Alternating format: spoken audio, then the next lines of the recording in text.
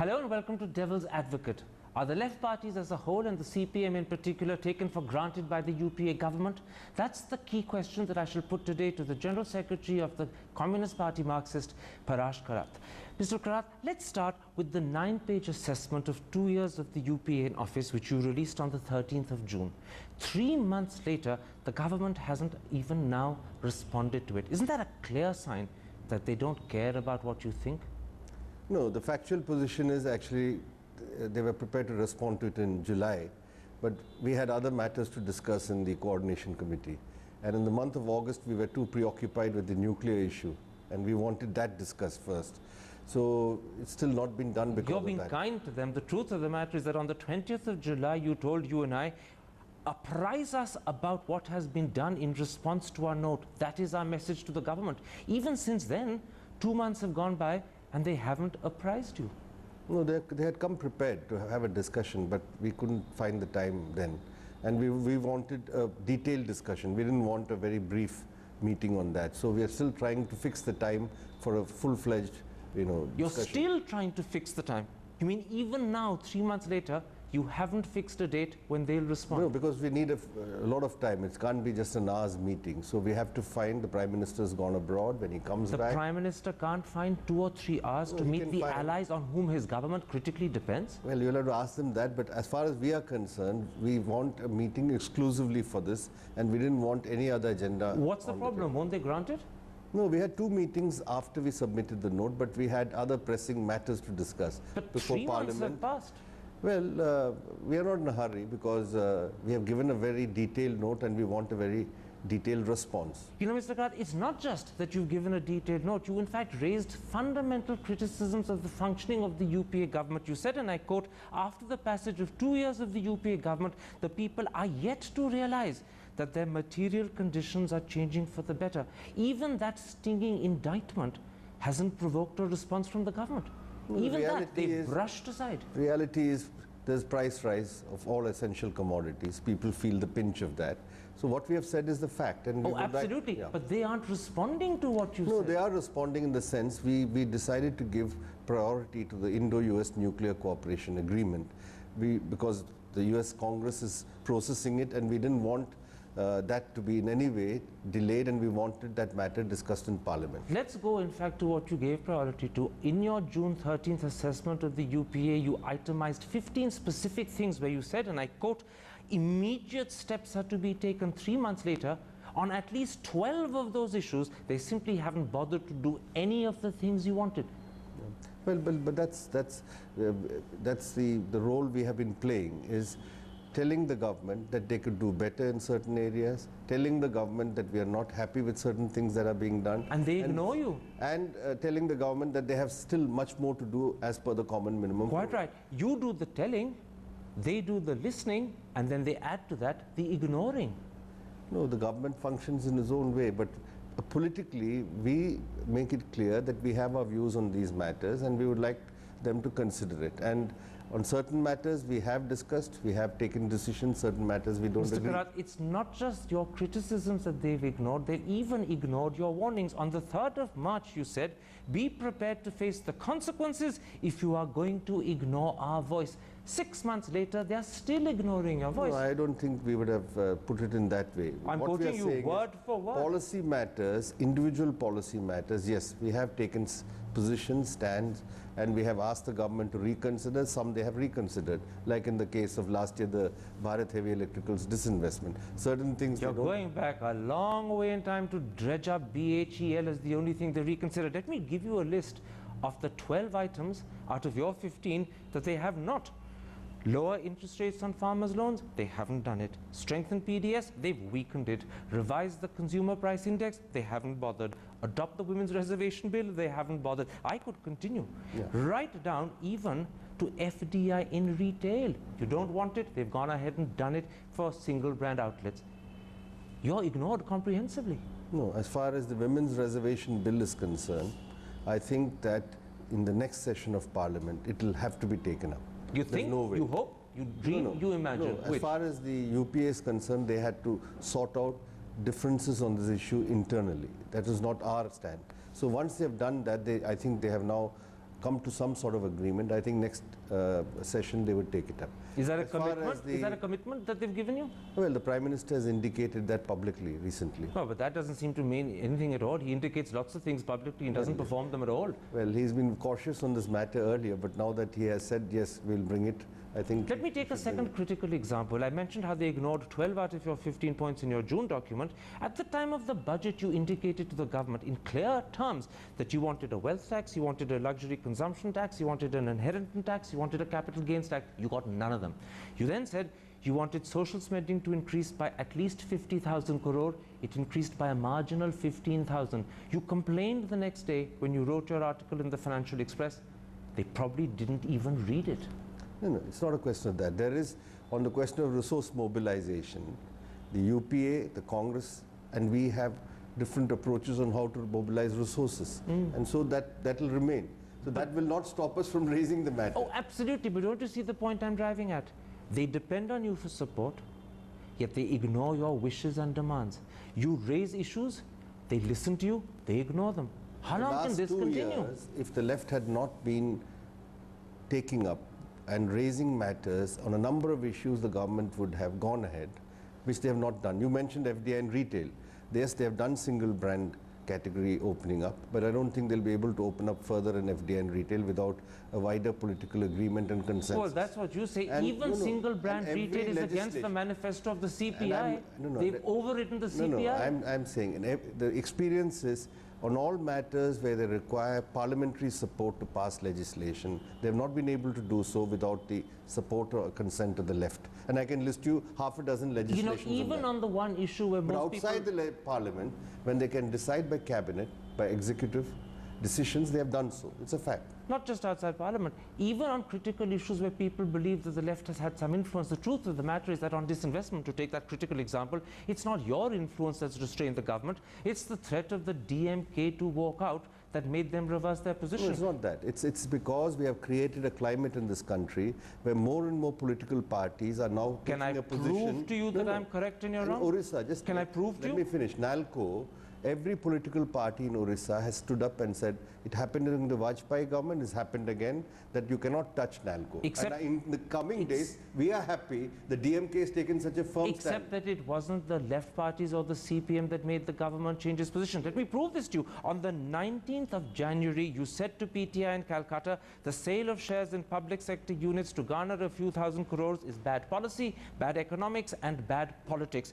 We cannot accept this. Despite the fact you said you cannot accept it, 3 months later they announced the disinvestment of NALCO, they announced the disinvestment of Naiveli. 2 hours after the DMK threatened to walk out of government, they changed their position. Because they are in the government. So that's what I'm saying. The credit goes to DMK, not to you. We play a role of opposition to policies, and we have gathered. Today, the situation in the country is any disinvestment in a profitable public sector unit will not take place because there's widespread political opposition, and that's just not confined to the left. You said something. We have created that climate. You said something very interesting. You said we play the role of opposition to policies. Yet the essential key point is this: that without your support, the government couldn't exist. They don't care about your opposition, it's not that. But they take your support. When we can stop legislation, we have stopped. Name a legislation you stopped. FDI and insurance cap being raised, pension privatization fund, banking regulation amendment act to bring in FDI. None of them have been passed. All those issues, Mr. Chidambaram repeatedly tells industries that he's committed to doing it. He told this program that FDI insurance would happen. And he says it's because we have to get this passed through Parliament. It's not possible. You wanted to get the EPF interest rate reversed. You couldn't do that. No, that's not a parliamentary... You wanted to stop FDI. You couldn't do that. That's not a parliamentary legislation which requires parliamentary. Our role, the left can block policy which requires legislative action or amendments. All other matters... Look at the parliamentary legislation that you failed to succeed with. The right to education bill you wanted brought immediately, it hasn't happened. The tribal scheduled tribes bill you wanted brought immediately, it hasn't happened. The women's reservation bill, it hasn't happened.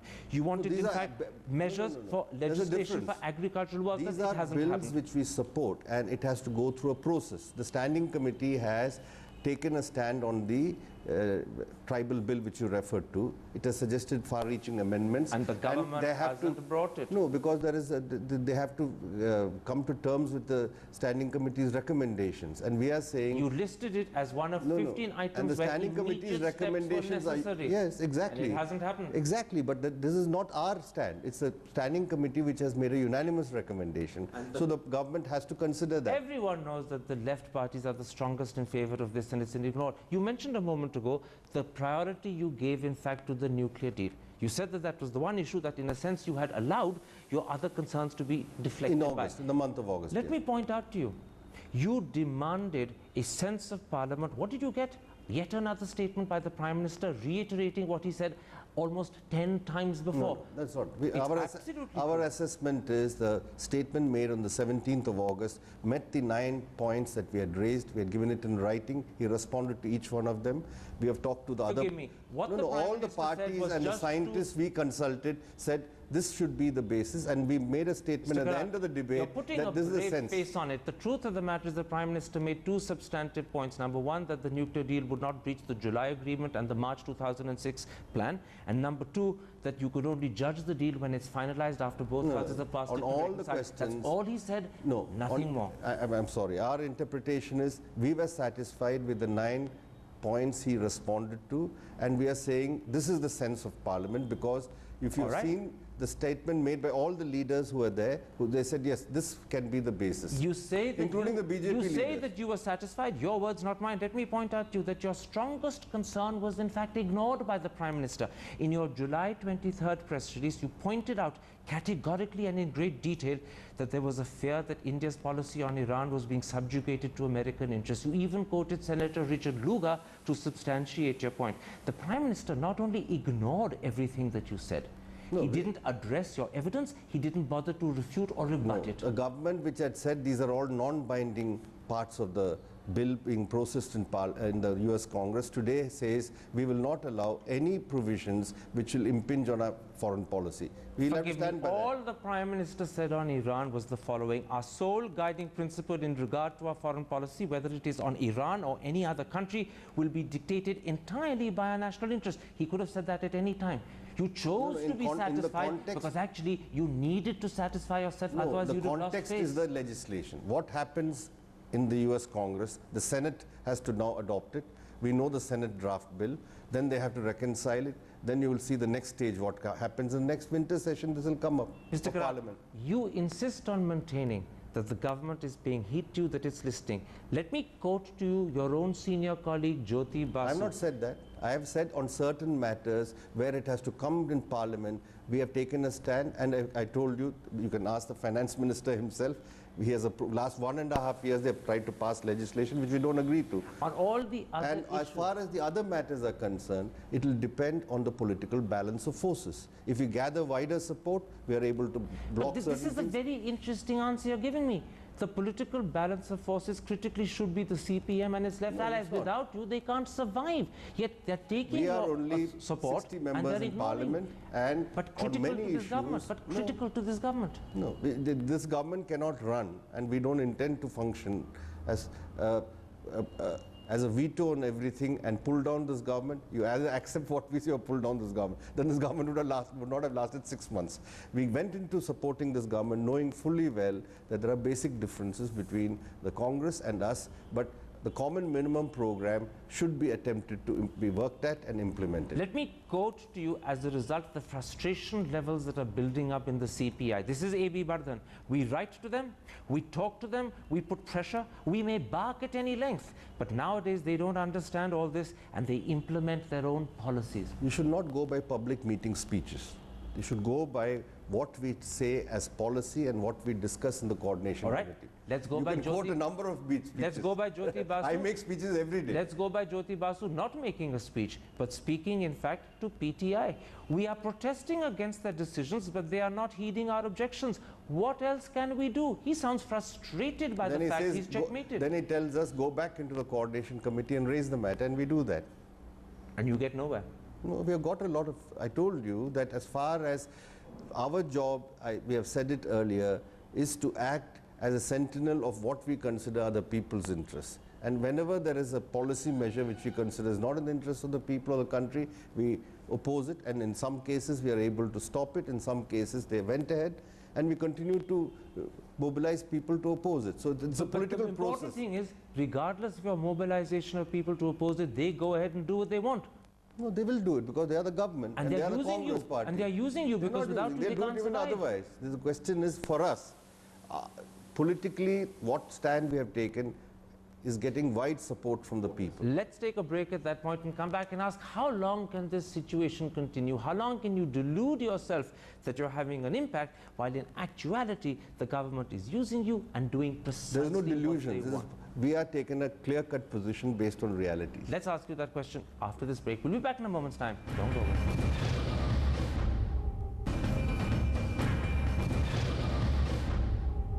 Welcome back to Devil's Advocate and an exclusive interview with the General Secretary of the Communist Party Marxist, Prakash Karat. Mr. Karat, I said to you in part one that you're being used, you're giving this government support and they're doing exactly what they want.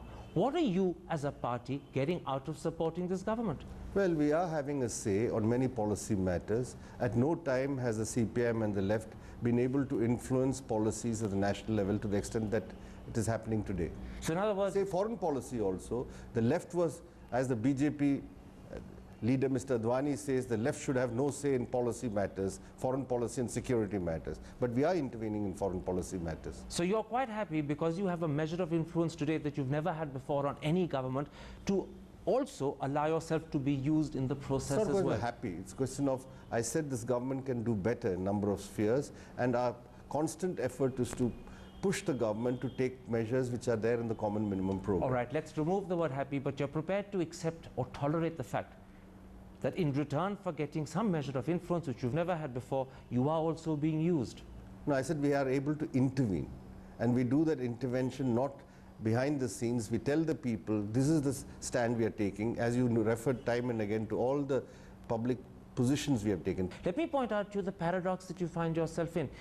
You are supporting this government because you don't want, in fact, right-wing forces like the BJP to come to power, and because the government know it, they take you for granted. As the saying goes, you may bark as much as you want, the government knows you can't bite, and that at the end of the day is your weakness in this relationship. First of all, the BJP is in no position today to make a comeback. Secondly, we have shifted the whole terrain of the political debate in the country and the issues that have come up to the bread and butter issues, the real issues of the people, and we have shown that on every question, we give no quarter. We defeated the Congress government in Kerala on the plank that our alternative is better. We'll continue to fight for that alternative, and the people chose us as against the Congress. Let me put it bluntly. So we have nothing to lose in this situation. Let me put it bluntly. Given the widespread perception that this government takes you for a ride, that you are being used, and that you're not getting all that you want, how long can you continue to support this government? Because there's no better alternative. And that alternative which my party wants, the third alternative, is not doable or seeable in the near future. So we'll work for the third alternative. But that is a much more long-term process. Were it to be doable or foreseeable in the near future, would you switch to the third front instead? No, that's not our assessment. We have said that we do not want a hastily formed third front which will be premature and which will not last. So we want to build a more stable alternative which will take more time. So we're working towards that. So while supporting this government, you're actually working towards a proper, stable third front, which will eventually replace this government as far as you're concerned. Not a third front, a third alternative, because we are starting with policies. We would like all the parties and groups to agree on the policies we would like, because we don't want a government coming in again which will repeat the same policies. And whenever that third alternative comes into being, that will be what you support. At that point, you'll stop supporting this government. No, I told you that I don't foresee it in the near future. And the question is, that will be a political alternative which will have to mature. When it comes, yes, we will be very much in that. In the meantime, the mechanism that keeps your relationship with this government going is the UPLF Coordination Committee. In your June note, you expressed a certain measure of dissatisfaction with the way it was functioning. Yeah. How long can that coordination committee continue without you once again suspending it as you did it earlier on? No, we've done it once only, and that's because there was a clear departure from the common minimum program. A number of issues which have been taken up since then show that the coordination committee is still a viable mechanism, and we hope to improve its function. Except many times, on the example, for instance, of FDI and retail, whilst papers submitted by the left were still being discussed, the government went ahead and announced its decision. That was a slap in your face. Well, that was a slap on the face of the AICC, but the AICC had also met 2 days before in Hyderabad and said retail trade in India should be strengthened this way without bringing in FDI. So as long as the AICC slapped along with the left, you can take the slap. I'm saying they have to answer that. They themselves were surprised that this has been decided. So you remain, at this point in time, roughly 27 months after this government came into being, committed to seeing it through to the end of its term. Well, we are committed to seeing that the common minimum program is implemented by this government. The survival or the future of this government does not depend on us alone. It depends on various other factors. So we hope that the government will build on the common minimum program, implement it. I think then it will last for the 5 years. Mr. Karat, a pleasure speaking to you on Devil's Advocate. Right?